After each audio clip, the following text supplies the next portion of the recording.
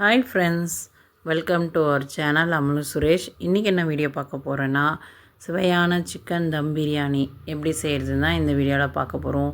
வாங்க வீடியோக்குள்ளே போகலாம். முதல்ல ஒரு பாத்திரம் வச்சுக்கலாம். தேவையான அளவுக்கு எண்ணெய் ஊற்றிக்கலாம். எண்ணெய் சூடானதுக்கப்புறம் பட்டை வகை சேர்த்துக்கலாம். 4 ஏலக்காய், 4 பட்டை, 4 கிராம்பு, தேவையான அளவுக்கு கொஞ்சோண்டு சோம்பு சேர்த்துக்கலாம். மசாலா ஐட்டம்ஸ் பொரிஞ்சதுக்கப்புறம் 4 வெங்காயம் நீல வாக்கில் கட் பண்ணி வச்சுருக்கேன். வெங்காயம் சேர்த்துக்கலாம். வெங்காயம் சேர்த்துட்டு நல்லா கலக்கி விடலாம். நல்லா வதங்கட்டும். அது கூடவே ஒரு 4-5 பச்சை மிளகாய் சேர்த்துக்கலாம். சேர்த்துட்டு வெங்காயம் வதங்கட்டும். அதுக்குள்ளே நம்ம தம் பிரியாணி தானே செய்ய போகிறோம். ஒரு பாத்திரத்தில் தண்ணி ஊற்றிக்கலாம். கொஞ்சோண்டு மஞ்சத்தூள், புதினா, கொத்தமல்லி, இதுலேயும் ஒரு 2 பட்டை, கிராம்பு இதெல்லாம் சேர்த்துக்கலாங்க. சேர்த்துட்டு மூடி வச்சிடலாம். தண்ணி கொதிக்கட்டும். தண்ணி சூடாகிறதுக்குள்ளார வெங்காயம் வதங்கிடுச்சு.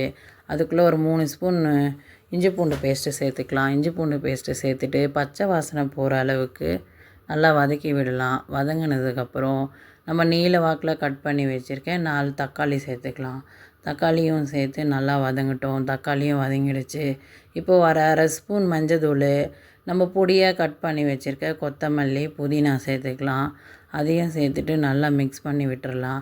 அப்புறம் நம்ம கழுவி க்ளீன் பண்ணி வச்சுருக்க சிக்கனை சேர்த்துக்கலாம்.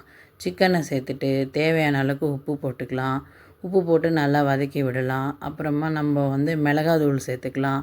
உங்களுக்கு எவ்வளோ காரம் தேவையோ அந்த அளவுக்கு சேர்த்துக்கோங்க. நான் கொஞ்சம் ஸ்பைஸியாக பண்ணியிருக்கோம். ஒரு 5 ஸ்பூன் போல் மிளகாத்தூள் சேர்த்துருக்கோம். நல்லா கிளறி விட்டுக்கலாம். அதுக்கப்புறம் சிக்கனுக்கு கொஞ்சம் தயிர் சேர்த்துக்கலாங்க. தயிர் சேர்த்தா கொஞ்சம் ஸ்மூத்தாக வரும். ஒரு கப்பு அளவுக்கு தயிர் சேர்த்துக்கலாம். தயிர் சேர்த்து நல்லா மிக்ஸ் பண்ணிவிட்டு 1 ஸ்பூன் போல் கரம் மசாலா சேர்த்துக்கலாம். கரம் மசாலா சேர்த்துட்டு நல்லா வதக்கி விடலாம். வேகணும் இல்லையா, மூடி வச்சிடலாம். நம்ம பக்கத்து அடுப்பில் தண்ணி வச்சுருந்தோம் இல்லையா, தண்ணி கொச்சிடுச்சு. அதுக்கு அரிசி சேர்த்துக்கலாம். அரிசி சேர்த்துட்டு அரை வேக்காடு தாங்க வேகணும். அதிகமாக வேக வைக்கிறது வேண்டாம். அரை வேக்காடு வெந்தால் போதும். நம்ம ரெடி பண்ணி வச்சுருந்த மசாலாவில் நம்ம அந்த அரிசியை சேர்த்துக்கலாம். அரிசி வெந்துடுச்சு. நம்ம ரெடி பண்ணி வச்சுருக்க மசாலாவில் சேர்த்துக்கலாம். மசாலாவில் கொட்டிட்டு ஒரு 1.5 கிளாஸ் தண்ணி சேர்த்துட்டு ஒரு 10 நிமிஷம் போல் தம் கட்டிடலாம். தம் கட்டிட்டு அப்புறமா ஓப்பன் பண்ணி பார்க்கலாம். நம்ம மசாலாவை சேர்க்கும் போது அந்த மசாலாவோட நம்ம அரை வேக்காடு வேக வச்சுருந்தோம்ல, அந்த அரிசியை நல்லா மிக்ஸ் பண்ணிக்கலாம். மிக்ஸ் பண்ணதுக்கப்புறம் தான் நம்ம தம் கட்டணும். அடுப்பு மேலே வச்சாச்சு. நம்ம சுடுதண்ணி வச்சிடலாம் மேலே.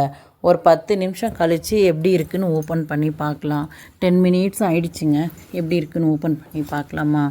பாருங்கள், கலர்ஃபுல்லாக சூப்பராக இருக்குது. ஒன்றோடு ஒன்று ஒட்டலைங்க. பொலன்னு உதிரியாக இருக்குங்க. நான் ட்ரை பண்ணி மாதிரி நீங்களும் ட்ரை பண்ணி பாருங்கள். தேங்க்ஸ் ஃபார் வாட்சிங். என்னோடய சேனலை ஃபஸ்ட் டைம் பார்த்துட்டு இருந்தால் சப்ஸ்கிரைப் பண்ணுங்கள், லைக் பண்ணுங்கள், கமெண்ட்